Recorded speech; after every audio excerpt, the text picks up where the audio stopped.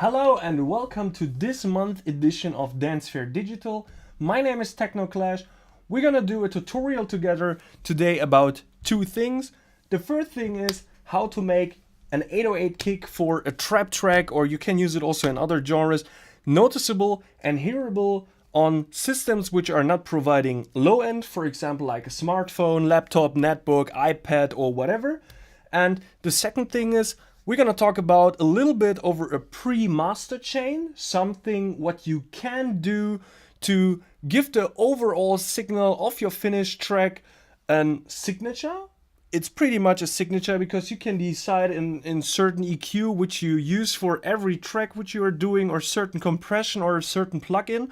And I show you my pre-master chain where you maybe can take something away from and learn something. So let's dive straight into it. I hope you're gonna have a good time with me, and I hope that you're gonna learn something.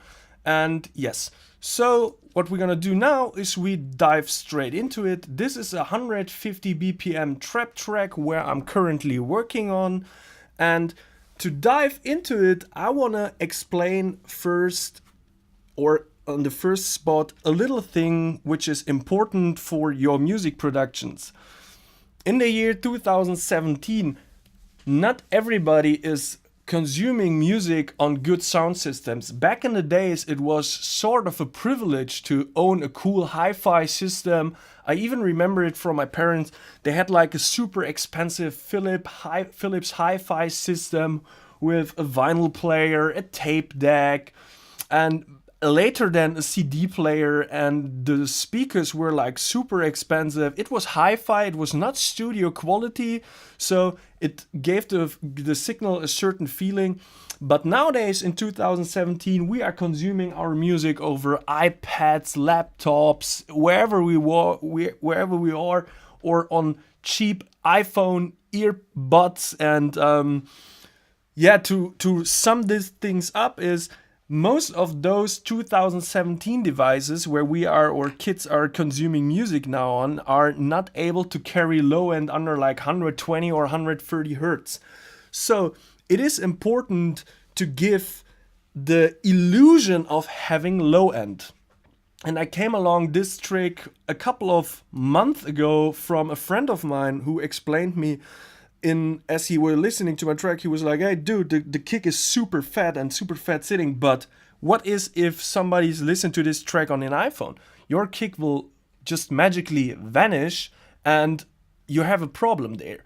And I thought, yeah, cool, but what can we do about it? So he explained me a pretty dope technique which is easy to understand and easy to adapt, and you can use in pretty much every genre. It's not just for an 808. You can also, in your progressive house production, most of the times you just hear the transient of the kick. So we're gonna dive straight into the technique now. Enough talking. Let's see what we can do here. So we got here an 808 sample in the key of F, which is pretty low already, and in my opinion, F is carrying the most low end or the most power. So F is sort of my favorite key, at F sharp, and well, E is kind of low, but yeah, whatever. So we have this kick in F, as I mentioned, and we're gonna have a look at it on the equalizer. So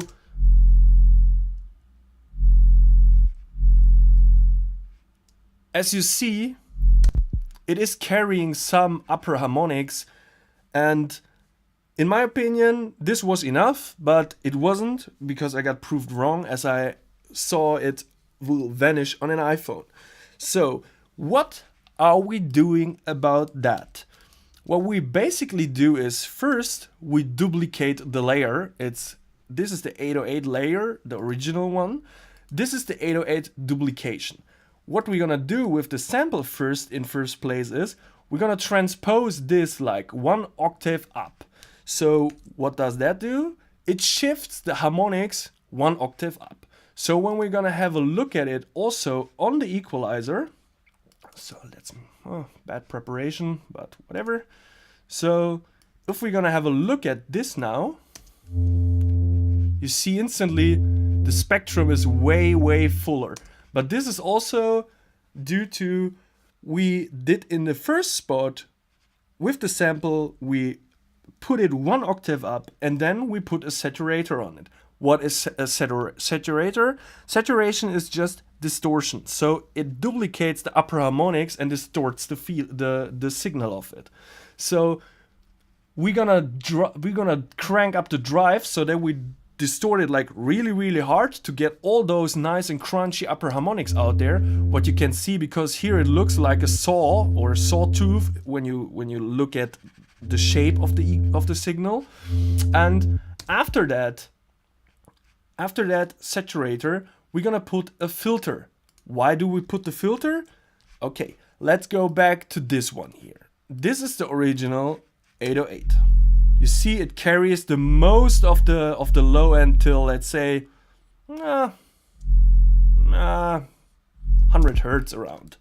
So what we're gonna do with the duplicated layer then is we're gonna put the filter. This is the low filter, and we're gonna dive it up that there is no low end coming through around 80 hertz. And we're gonna backward also the high frequencies. We cut it around 300 hertz. So we just have pretty much a band pass filter from 80 till 300 hertz. This is, let's say, till 300 hertz. The iPhone is working from, I don't know, 120 hertz till 300 hertz. So we have a range of 180 hertz illusion of having a kick. So this is then together in this 808 group here. It gives a complete different feeling. So what I did then is I grouped everything together, put it on a compressor so that it is gluing the signal together. Then this here is the LFO, which is triggered by the kick so that it's not in the way with the kick itself.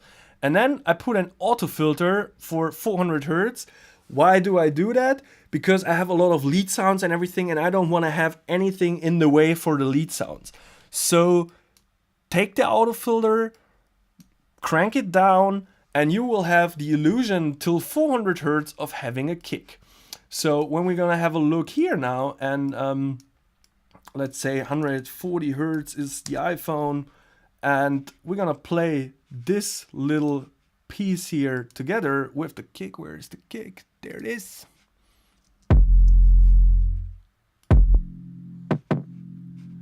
Now all the low end is gone.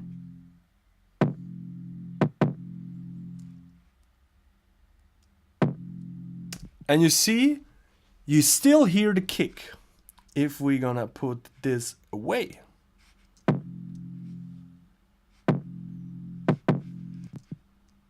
See, there's... Okay, this was not working. Now it's working. So you will notice instantly that there is like the illusion of having a kick. And altogether, it's pretty tight. What you should do is you should reduce the volume of it, because otherwise you will have the upper harmonics too much pushing through. So this is pretty much giving the illusion of having a kick. And you can mix it way better then, in my opinion. And once you have it grouped, you put the auto filter on it, put a little compressor to glue the signal together, and you are pretty much good to go with this 808 kicks. You don't have to put a sausage fatna to make it way thumpier or whatever, but this is a pretty easy technique to get through fast. Again, you're gonna take the original layer of your kick. It doesn't have to be an 808. You can do that with every kick you want. You take the original layer, you duplicate it, you shift the sample 1 octave up, so 12 semitones, then you effect it with a saturator and crank it up, crank it like really hard. Don't be shy with it. Then put a filter under it to get rid of the low end, that it's not interfering with the low end of your original kick, for example here, and crank down the high frequencies, that it's not in the way with the original high frequencies from your kick, and just put it in a group squish it together, glue it together, little bit compression, put an auto filter after it if you're using a top kick. So don't put an auto filter if you have still a transient, because the transient is working in the whole frequency spectrum. And then you're good to go. Then you have a kick which is hearable on pretty much every device. And that's what your consumers want. You want your music possibly be heard on every device out there. So again, this is the finished product and everything sits well together. Glue it, filter it, sidechain it if you make trap, or if you use a normal house kick, you can do this technique also. And now we're gonna dive into the master thing, which I was talking about. I have here in my instruments, for example, in my audio effects, I have under audio effect rack, I have a master chain effect rack. What is this all about? This is pretty much the master chain effect rack which I'm using. It's a utility which is reducing first spot 7 dB, minus 7 dB to, not overdrive everything. Then I have a VU meter. The VU meter I'm using for a pretty decent thing.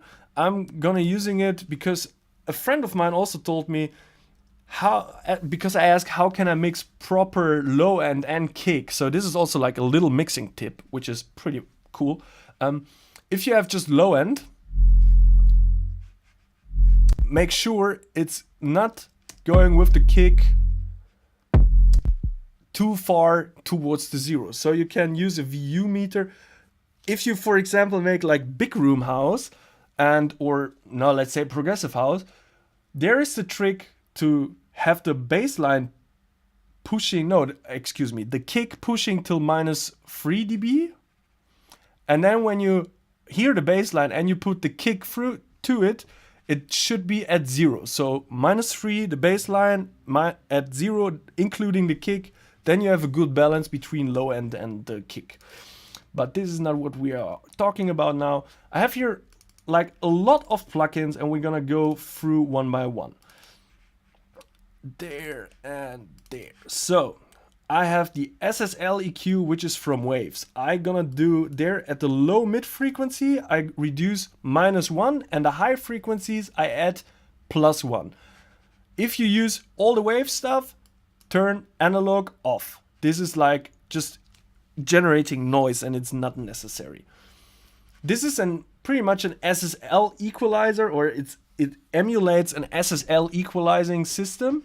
So this is just for reducing a little bit of the mud in the mid frequencies and adding like high frequencies, a little spark. And then I have an amazing equalizer. It's from Studio DMI. Luca is the best audio engineer in the world, I would say. And he has developed with Acoustica this magical EQ. It's called the Diamond EQ, and it's a real monster. So what I do here is I activate always the low cut and I give a boost between 20 and 30 hertz of like 2 or 3 ticks, because this here is like ticking. It's so 1, 2, adding low frequencies. I leave the mid frequencies, low mid frequencies most of the time there. And then when I finish the track, I look for high mid frequencies, how much can I need, or high frequencies. Because this airband here at 50k hertz, which is not hearable normally for us, and if you crank this up, it is just doing magic. So if you need a super duper EQ for lead stacks, master chain, whatever, Diamond Color EQ Studio DMI, that is the thing to go. And I know a lot of producers from every genre on this planet, a lot of big producers are using it. Why are they using it? Because it's magic. It's just magic. So coming to the next thing is, what I always have in this chain is an EQ which is simulating the devices. For example, an iPhone or whatever. So I cut away 140 hertz when I finish the track, and then I mix it also with this here activated without any low end. Why do I do that? just to look if everything is still there. If you have like an iPhone, for example, or a smartphone or whatever, I want every element of the track to be heard. It's not always possible, but I try my best. And this is good for referencing, you know? So just activate it, play a track over and over, and then adjust the volumes. That's a cool thing. If you just have to get sure that your music can be heard on any device. Next point is the glue compressor, which is just a little bit compression in the end to get rid of peaks and everything. And after that, it's the Pro Q. Most of the times I remove frequencies around 30 hertz because it's anyways not hearable, and it's giving the master process space to make it even louder in the final master. What I normally do then is, and that's a pretty good technique also for you to know, is around 7,500 hertz. The human ear is pretty sensitive. What I always normally do is I remove like -2 dB there, and the next range is around 3,500 hertz, where the people are also like pretty sensitive. It's just pretty much like, it's something which is, I don't know how to explain, but there is a chart of human hearing, and there you can see that these frequency areas here are pretty much sensitive for the human ear. And I made the experience, if I reduce like 1 or 2 dB in that area always, it's way better for my ears, and I like that, and that's what I do most of the times. For this purpose here, I added a filter on the end, a limiter, to have the feeling louder, or the kick louder, because this is like -7 normally, and this is just for tutorial purpose, so this is doing nothing. So this is like a pre-master chain, and you can do your own. Why should you do that? Because if you choose certain plugins in a certain way with certain settings, it's a cool thing for having like an overall signature treatment. Everybody's talking about signature sounds and signature samples and blah blah, but you can also signature treat your overall signal.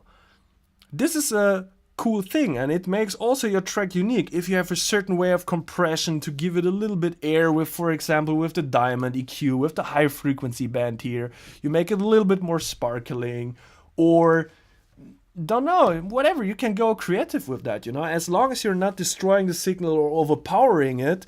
And so be careful with that. Don't overpower the signal, over distort or whatever. Have a look at that. You give your masters or your pre-masters away at least like -5 dB, that there's enough headroom, or at least just take care that no peaks are going over 0 dB. Have a little master chain, have a little here and there, and you're good to go, you know. So this is pretty much it, what I wanted to talk about. We have went over the 808 kick, how you can make it hearable for your smartphones. We have talked about a little pre-master chain, which is also like a signature treatment to your overall sound. And this is pretty much it. I'm happy to host this session. I hope I can do it again. Maybe I'm again next year at the Dancefair in Utrecht. And because it was a pleasure to hold a mastering masterclass last year, or no, it was still this year. I'm already a little bit further. And I hope you took something away from it. You can check out my socials at facebook.com/Teknoclash or instagram.com/Teknoclash. I'm pretty much known for that. I try to help where I can. So if you have some questions or whatever, feel free to send me a message. If you learned something, I would appreciate if you start following me and my journey. And whatever, just shoot out a question, shoot out a message to me. And I hope to see you soon. Have a good time, and I hope you learned something. And this was the Dancefair Digital Masterclass or tutorial by Teknoclash. Thank you for your attention, and I appreciate each and one of you looking this tutorial. Speak soon, see you soon, take care, have a good day, bye.